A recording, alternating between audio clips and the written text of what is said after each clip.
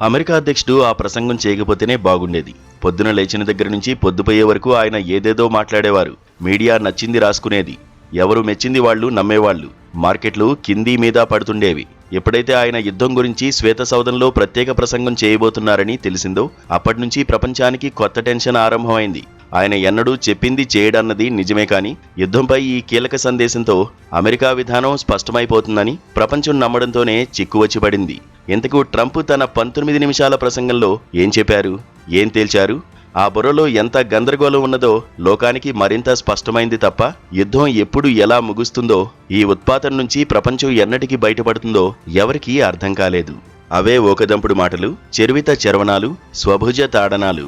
TV ముందు కూర్చుని ప్రసంగాన్ని విన్నవారు కొత్త పదజాలం దట్టించినా ఆ పాత గొప్పల్ని మళ్లీ విని భరించలేకపోయి ఉంటారు.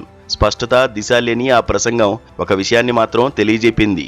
పూర్తిగా యుద్ధంలో మునిగిన డొనాల్డ్ ట్రంప్ కాలు వెనక్కి తీసుకునే మార్గం లేక మల్లగుల్లాలు పడుతున్నారని. ప్రసంగిస్తున్న సమయంలో ఆయన వెలిబుచ్చిన హావభావాల ఆధారంగా సాగిన విశ్లేషణలు సైతం ఆయన ఆత్మవిశ్వాసం నీరుగారిందన్నాయి. తన లక్ష్యాలు నెరవేరాయని అంటూనే మరో 2-3 వారాల పాటు యుద్ధం మరింత తీవ్రతరం చేయబోతున్నట్టుగా ఆయన చేసిన వ్యాఖ్యలు అమెరికా వ్యూహం మీద కొత్త ప్రశ్నలు లేవనెత్తాయి. కొత్త లక్ష్యాల మీద సైన్యం ప్రత్యక్ష ప్రవేశం సహా సరికొత్త దారుల్లో ఇరాన్ను తీవ్రంగా మొత్తేయాలని ఆయన అనుకుంటున్నట్టు కనిపిస్తున్నా క్షేత్రస్థాయిలో అమలు, వనగూరే నష్టం మీద ఆయనకు అనుమానాలు ఉన్నాయి.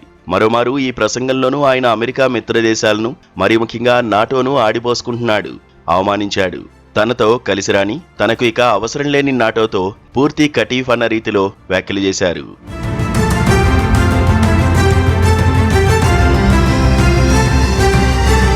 ట్రంప్ ప్రసంగం ఎవరికి అర్థమైనా కాకుండా మార్కెట్ను మాత్రం మాయ చేయలేకపోయింది. ప్రసంగం ముగిసిన వెంటనే అమెరికా మార్కెట్ ఇంకా చతికిలబడింది. ట్రంప్ తన ప్రసంగంలో అమెరికన్లకు తనపై ఉన్న విశ్వాసం కంటే ఇన్వెస్టర్లకు ఉన్న నమ్మకం గురించి మాట్లాడి అదే తన యుద్ధానికి విస్తృతామోదంగా చెప్పుకున్న కొద్దిసేపట్లోనే మార్కెట్ పడిపోయింది. యుద్ధం ముగింపు, హార్ముజ్ విముక్తి ఇత్యాది విషయాల్లో పెట్టుబడిదారులకు నమ్మకం కలగలేదని అర్థం. నెల రోజులుగా నిలిచి పోరాడుతున్న ఇరాన్ ఒక పక్క, ఇంటిపోరు మరోపక్క ట్రంప్ను ఉక్కిరిబిక్కిరి చేస్తున్నాయి. లక్ష్య శుద్ధి లేని యుద్ధం అంటూ విపక్షాలు తప్పుబట్టడం అటుంచితే ఈ యుద్ధాన్ని అమెరికన్లు గట్టిగా వ్యతిరేకిస్తున్నారని ఇటీవలి నిరసన ప్రదర్శనలు స్పష్టం చేస్తున్నాయి. వివిధ సర్వేల్లో కూడా అధిక శాతం జనం వెంటనే దాన్ని నిలిపివేయాలని కోరుతున్నారు. ట్రంప్ ప్రసంగం ఆరంభం కావడంతోనే ఇజ్రాయెల్ మీద ఇరాన్ క్షిపణుల మోత ప్రారంభించింది. ఇరాన్ వెన్నువిరిచామని, త్రివిధ బలాల తిక్క కుదర్చాలని, క్షిపణుల పనిపట్టామని ఆయన ఒక పక్క చెబుతుంటే మరోపక్క ఇరాన్ తలెగరేసింది. సత్వరమే ఒప్పందానికి రాకుంటే రాతియుగానికి పంపేస్తానన్న ట్రంప్ హెచ్చరికలను ఇరాన్ లక్ష్యపెట్టలేదని దాని చేతలే చెబుతున్నాయి. ఫిబ్రవరి 28న యుద్ధానికి దిగే ముందు 5 లక్ష్యాలు ప్రకటించింది.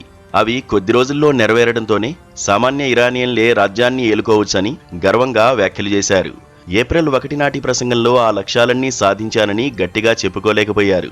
ఇరాన్ మీద ఎంత విరుచుకుపడుతున్నా 2000 కిలోమీటర్ల దూరంలో ఉన్న ఇజ్రాయెల్ను అది క్షిపణులతో ఎడాపెడా మోదుతూనే ఉంది. గల్ఫ్లో ఉన్న అమెరికా స్థావరాలను కోలుకోలేనంతగా దెబ్బతీసింది. ఇప్పుడు హౌతీల రంగప్రవేశంతో మాండెబ్ జలసంధి కూడా మూసుకుపోయి ప్రపంచ ఆర్థిక వ్యవస్థ మరింత కుదేలవుతుందన్న భయం సర్వత్రా ఉంది. అమెరికా తన పరువు పూర్తిగా పోగొట్టుకునేంత వరకు యుద్ధం ఆపనని ఇరాన్ చేసిన వ్యాఖ్యలు అతిశయం ఉండవచ్చు, కానీ ఆ పరిస్థితి రాకముందే తెలివిగా కాలు వెనక్కి తీసుకోవాల్సిన అవసరం అమెరికాకు ఉంది.